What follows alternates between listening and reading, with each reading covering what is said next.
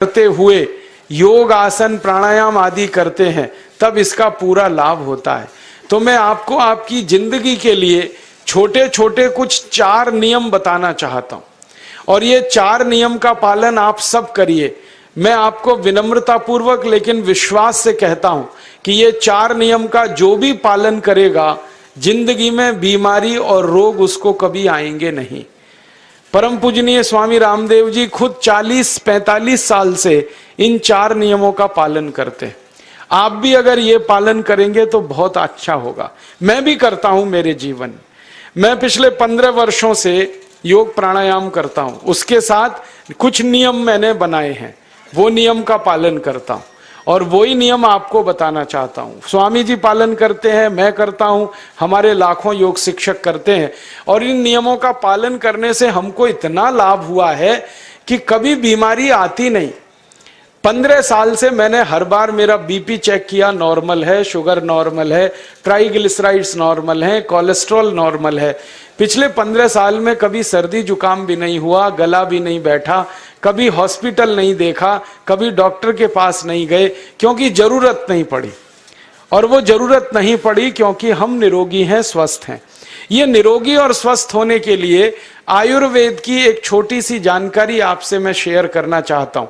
आयुर्वेद में ये कहा गया है कि किसी भी व्यक्ति को निरोगी होना है, रोग मुक्त होना है, तो अपने जीवन में 3 बातों का ध्यान रखे। अपना वात, पित्त और कफ तीनों का संतुलन रखे। वो 3 तरह के दोष हैं हमारे शरीर में, वात, पित्त, कफ। आपने सुना होगा ये त्रिदोष आधारित शरीर है। जब वात बहुत बिगड़ जाता है तो 80 से ज्यादा रोग आते हैं। जब पित्त बहुत बिगड़ जाता है तो लगभग 46 से 50 रोग आते हैं और जब कफ बिगड़ जाता है तो 28 रोग आते हैं और वात, पित्त, कफ तीनों बिगड़ जाएं तो 148 रोग आते हैं। सर्दी, खांसी, जुकाम से लेकर और कैंसर तक जो आखिरी रोग माना जाता है, ये सब वात, पित्त, कफ के बिगड़ने का खेल है। तो इस देश के आयुर्वेद चिकित्सा के सबसे महान लोगों में से कुछ नाम आप जानते हैं, जैसे चरक ऋषि, जैसे सुश्रुत ऋषि। ऐसे एक ऋषि हुए बाघभट्ट। बाघभट्ट ऋषि ने एक पुस्तक लिखी है, उसका नाम है अष्टांग हृदयम, और एक पुस्तक लिखी है उसका नाम है अष्टांग संग्रहम। इन दोनों पुस्तकों में उन्होंने 7000 नियम बताए हैं। उनमें से 4 बताता हूं, अच्छे लगे तो आज से ही पालन करो और दूसरों को भी बताओ ताकि कोई भी इन नियमों का पालन करे तो बीमार ही ना पड़े। ये चारों नियम हैं वात, पित्त और कफ को संतुलित रखने के लिए। अब वात, पित्त, कफ तीनों एक साथ आपके संतुलित रहें तो उसके लिए पहला नियम है खाना खाने के तुरंत बाद पानी नहीं पीना। ये पहला नियम है। आप बोलेंगे ये तो बड़ी मुश्किल बात है, खाना खाते ही पानी पीते हैं हम तो सबके सब, और बिना पानी पिए खाना ही नहीं खाते। कई लोग तो खाने से ज्यादा पानी पीते हैं, खाना कम खाते हैं, पानी ज्यादा पीते हैं। ये खाना खाने के बाद पानी कभी भी नहीं पीना, क्योंकि महर्षि बाघभट्ट कहते हैं भोजनांते विषम वारी, माने भोजन के अंत में पानी पियो तो जहर के पीने के जैसा है। इसलिए वो कहते हैं कभी भी खाने के तुरंत बाद पानी मत पियो। अब आप मुझे पूछोगे क्यों नहीं पिए, कारण बता दो। कारण मैं बताना चाहता हूं सरल भाषा में। हम जब खाना खाते हैं ना तो पेट में सारा खाना इकट्ठा होता है। पेट में एक स्थान होता है, उसको हम कहते हैं जठर। संस्कृत में, हिंदी में जठर कहते हैं, अंग्रेजी में उसको एपिगैस्ट्रियम कहते हैं, हिंदी में कुछ लोग उसको आमाशय भी कहते हैं। ये जठर छोटा सा स्थान है। आपके पेट में नाभि है ना, उसके लेफ्ट साइड में बाईं तरफ छोटा सा स्थान है। सारा खाना आपका इसी स्थान पर आता है। जो भी आप खाते हो, रोटी, चावल, दाल, सब्जी, दूध, दही, कुछ भी खाओ, सब कुछ जठर में आता है। अब जठर में जैसे ही खाना इकट्ठा होता है तो उसमें आग जलती है और उस आग को कहते हैं जठर अग्नि। मिला के बोल देते हैं जठराग्नि। आप जैसे ही खाना खाते हो पेट में, जठर में अग्नि जलती है, वो अग्नि खाने को पचाती है और अग्नि खाने को ऐसे ही पचाती है जैसे रसोई घर की अग्नि खाने को पकाती है। आपके रसोई घर में आप अग्नि जलाओ, उसके ऊपर दूध रख दो, दूध में थोड़ा चावल डाल दो, अग्नि जब तक जलती रहेगी खीर तब तक बनती रहेगी। आप घर में अग्नि जलाओ, उसके ऊपर पानी रख दो, उसमें दाल डाल दो, दाल की पकने की क्रिया तब तक चलेगी जब तक अग्नि जलेगी। ऐसे ही पेट में होता है, जैसे ही आपने खाना खाया पेट में अग्नि जलती है, और जब तक अग्नि जलती है तो खाने के पचने की क्रिया चलती है। जैसे रसोई घर में खाना पकाते हैं वैसे ही पेट में भी खाना पकता है, इसी को हम पचने की क्रिया कहते हैं, अंग्रेजी में उसको डाइजेशन कह देते। तो आपने खाना खाया, पेट में अग्नि जल गई, अब वो खाने को हजम करेगी, पचाएगी। अब मुझे एक प्रश्न का उत्तर दो आप, कि जैसे ही आपने खाना खाया पेट में अग्नि जल गई और वो खाने को पचा रही है, तुरंत आपने गट गट गट गट पानी पी लिया, और खूब ठंडा पानी पी लिया, बर्फ मिलाया हुआ पानी पी लिया, फ्रिज का पानी पी लिया। क्या होने वाला है? अग्नि जलेगी कि बुझेगी? अग्नि के ऊपर पानी डालो तो अग्नि और पानी की दोस्ती नहीं है, दुश्मनी है। पानी अग्नि को बुझा देता है। तो आपने खाना खाया, अग्नि जली, पीछे से गटगट पानी पी लिया, अब अग्नि शांत हो गई, अब खाना पचेगा नहीं, तो वो पेट में पड़ा पड़ा सड़ेगा, और सड़ा हुआ खाना 100 से ज्यादा विष पैदा करेगा, और वो 100 विष आपकी जिंदगी को नरक बना देंगे, और जिंदगी भर आप बीमार पड़े रहेंगे। आपको मालूम है, कई लोग कहते हैं मुझे पेट में बहुत गैस बनती है। ये गैस उन्हीं को बनती है जिनका खाना हजम नहीं होता। कोई लोग कहते हैं कि मुझे पेट में जलन होती है, ये जलन उन्हीं को होती है जिनका खाना पचता नहीं। कोई कहते हैं कि मेरे पेट में एकदम गुम हो जाता है, फूल जाता है, ये सब वो लक्षण हैं जब खाना पचता नहीं। तो खाना पचेगा नहीं तो सड़ेगा, सड़ेगा तो विष पैदा करेगा, और वो विष आपको बीमार करेंगे। इसलिए महर्षि बागभट्ट ने कहा, खाना खाते ही पानी मत पियो। समझ में आया? फिर आप बोलोगे कितनी देर तक नहीं पिए? कम से कम 1 घंटे तक। 1 घंटे बाद पानी पियो। आप बोलोगे जी 1 घंटा क्यों? ये जो अग्नि जलने की क्रिया है ये लगभग 1 घंटे तक ही चलती है पेट में, उसके बाद अग्नि अपने आप शांत हो जाती है, उसके बाद पानी पी लो। तो खाना अगर 10 बजे खाया तो 11 बजे पानी पियो, 11 बजे खाया तो 12 बजे पियो, 12 बजे खाया तो 1 बजे पियो, 1 घंटे बाद पानी पियो। अब आपके मन में यह सवाल आ सकता है कि खाना खाने के पहले पी लें क्या? हाँ पी लो, 40 मिनट पहले पेट भर के पानी पी लो। 10 बजे खाना खाना है, 9:20 पे खूब पानी पी लो, जितना पी सकते हो। 11 बजे खाना खाना है, 10:20 पे पी लो, खूब पानी पी लो, 40 मिनट पहले। आप और एक सवाल पूछ सकते हो कि अच्छा ठीक है, खाने के बाद पानी तो नहीं पिएंगे, कुछ और पी सकते हैं क्या पानी को छोड़कर? तो उसके लिए बागभट्ट जी कहते हैं कि खाने के तुरंत बाद अगर पीना है तो दही की लस्सी पियो, मट्ठा। खाने के बाद अगर तुरंत पीना है तो फलों का रस पियो, गन्ने का रस पी लो, संतरे का रस पी लो, मौसमी का रस पी लो, अनार का रस पी लो। अब आप कहोगे ये सब महंगी महंगी चीजें बता रहे हैं, गन्ने का रस, संतरे का रस, अनार का रस, पैसे तो है नहीं। तो सबसे सस्ता रस है नींबू का ही रस पी लो, शिकंजी बना के पी लो, वो तो सबसे सस्ता है। तो खाना खाने के बाद या तो दही की लस्सी पियो या रस पियो। और एक तीसरी चीज है, दूध पी सकते। तो खाने के तुरंत बाद पीना है तो दही की लस्सी या मट्ठा, खाने के तुरंत बाद पीना है तो कोई फल का रस, खाने के तुरंत बाद पीना है तो दूध। पानी 1 घंटे बाद पियो। और अगर एक बात ध्यान रखो तो अच्छा है कि सवेरे खाना खाते हैं जिसको हम ब्रेकफास्ट कहते हैं, नाश्ता, तो फलों का रस पीना अच्छा, दोपहर को खाना खाएं तो लस्सी और मट्ठा पीना अच्छा, और रात का खाना खाएं तो दूध पीना अच्छा। जो लोग इस नियम का पालन कर सकते हैं जिंदगी में कभी भी 80 रोग उनको नहीं हो सकते। वात पित्त कफ तीनों ही इस एक छोटे से नियम से संतुलित रहते हैं। तो ये पहला नियम मैंने आपसे कहा। दूसरा नियम एक और है, और वो नियम ये है कि पानी कभी भी पियो, घूट घूट भर के पियो। जैसे गरम चाय पीते हैं, गरम कॉफी पीते हैं, गरम दूध पीते हैं, एक एक घूट भर के, एक एक सिप करके, ऐसे ही पानी पीने की आदत डालो। ये मुंह में एक बार गिलास लगा लिया, गटागट उसको खाली कर दिया, ये तरीका गड़बड़ है। एक घूट पानी, दो घूट पानी एक बार में उतना ही पियो। आप बोलोगे ये क्या चक्कर है? बात ऐसी है कि एक एक घूट पानी जब हम पीते हैं तो मुंह की लार पानी के साथ मिलकर पेट में अंदर जाती है, और ये जो मुंह की लार होती है ये क्षारीय होती है, और पेट में हमेशा अम्ल बनता रहता है। तो एक घूट पानी पिया, मुंह की लार इसके साथ अंदर गई, दो घूट पिया और ज्यादा गई, बार बार लार अंदर जाएगी तो क्षार पदार्थ पेट के अम्ल के साथ मिलेगा।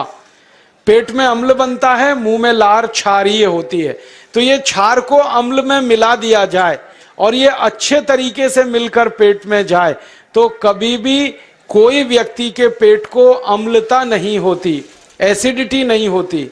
और पेट में अम्लता नहीं होती तो रक्त में अम्लता नहीं होती, और जिनके रक्त में अम्लता नहीं होती उनकी जिंदगी में कभी भी वात पित्त कफ के असंतुलन की स्थिति पैदा नहीं होती। इसलिए पानी घूट घूट करके पीना। मैं आपको एक छोटा सा मेरा ऑब्जर्वेशन बताता हूं, परीक्षण।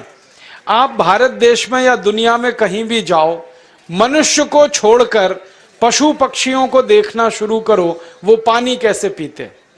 किसी चिड़िया को पानी पीते हुए देखो, किसी पक्षी को पानी पीते हुए देखो, वो चोंच के एक बूंद ही के बराबर ही पानी उठाता है।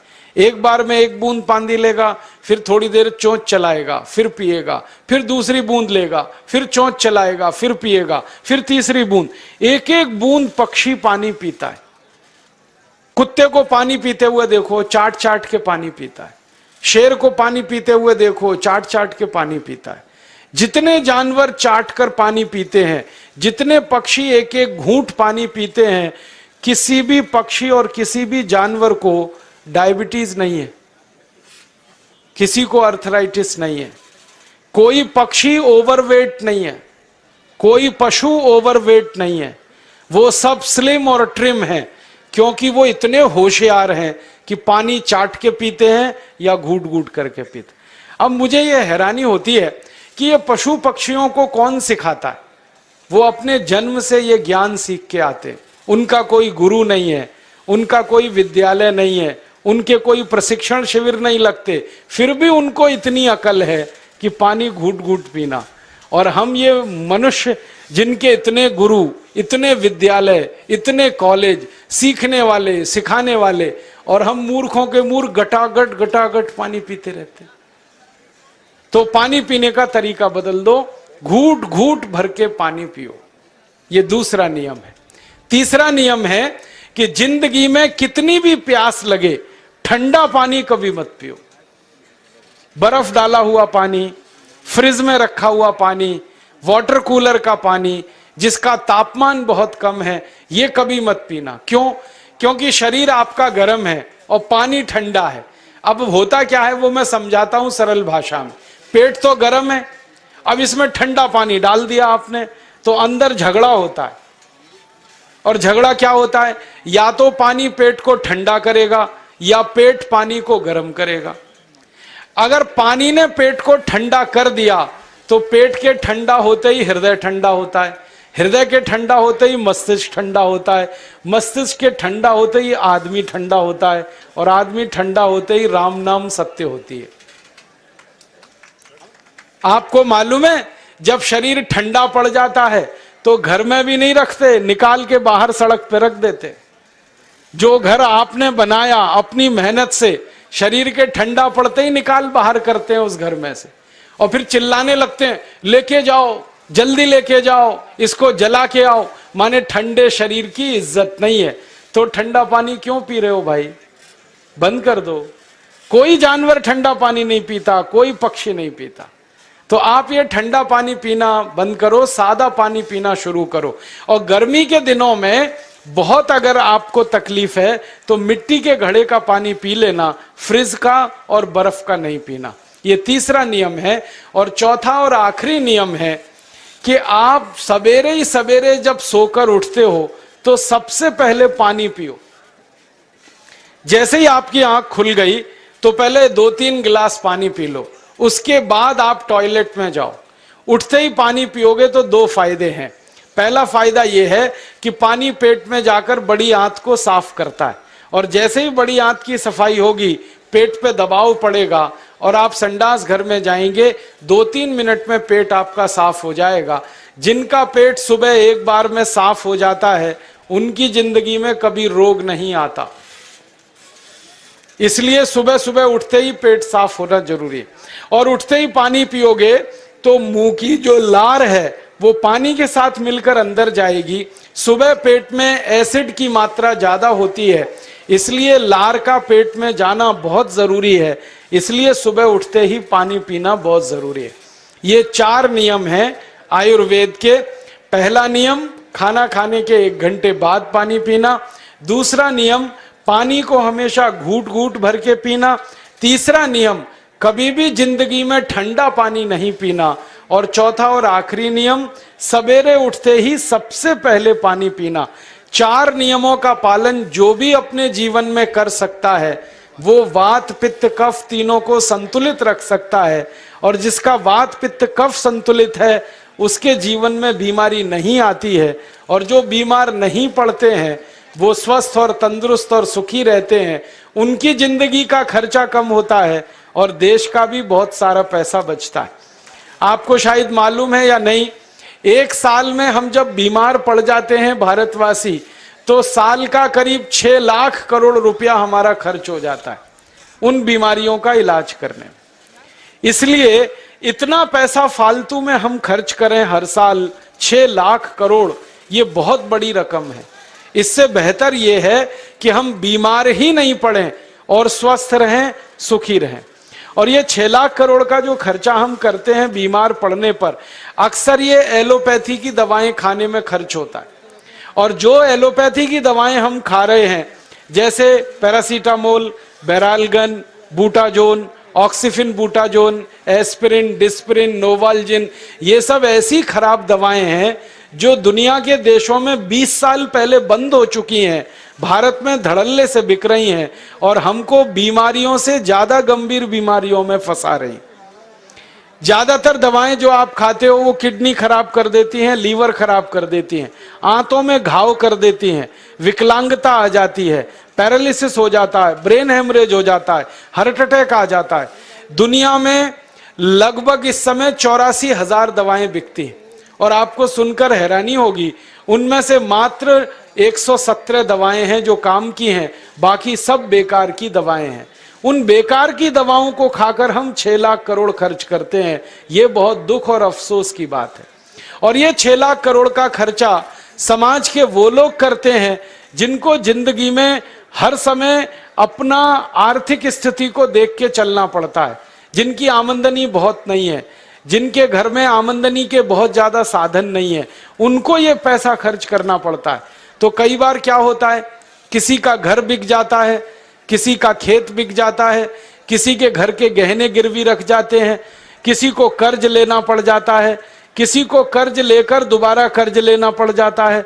मैंने इस हिंदुस्तान में पिछले 15 साल के प्रवास में देखा कि गांव-गांव के गरीब किसान कर्ज ले लेकर ये महंगी दवाएं खाकर इलाज करते हैं, डॉक्टरों को पैसा देते हैं, दवा कंपनियों को देते हैं, और वो पैसा फिर इस देश में से दूसरे देश में चला जाता है, क्योंकि अक्सर ये दवाएं बनाने वाली कंपनियां विदेशी होती हैं।